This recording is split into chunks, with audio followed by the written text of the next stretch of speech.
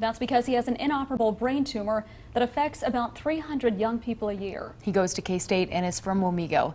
He was told that he wouldn't make it to his next birthday because of the brain tumor, but he's beating those odds and working to spread awareness and find a cure. Sully Ingalls has his story. Jace Ward's life changed forever last year in May. So I went into an eye doctor appointment and he did a few tests. That led to more of the same. After that CT scan, they quickly did an MRI right after.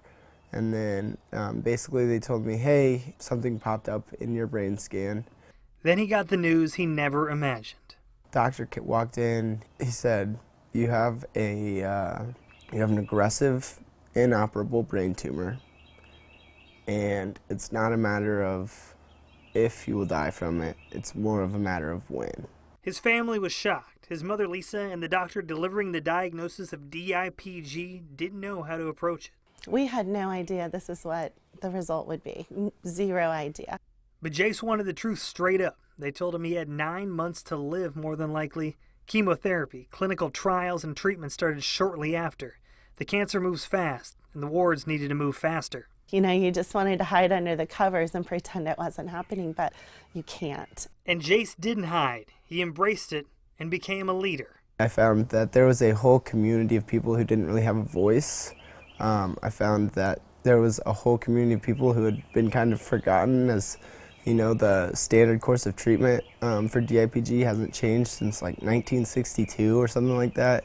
Ward used his diagnosis to create a platform. He spoke before Congress and conventions, advocating for more funding and research, and he's inspired kids from Northeast Kansas and beyond. Like all these kids, they all are just fighters, and there's something about being diagnosed that it's hard to explain. Like your mind changes. For those small children, he is the voice, and he's a fighter himself. He summed it up perfectly by a phrase he now lives by.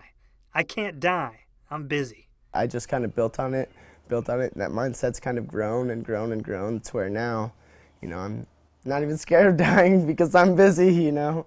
He's flown past that 9-month mark, and he's got no plans of slowing down now. From Wamego, Sully Ingalls, KSNT News.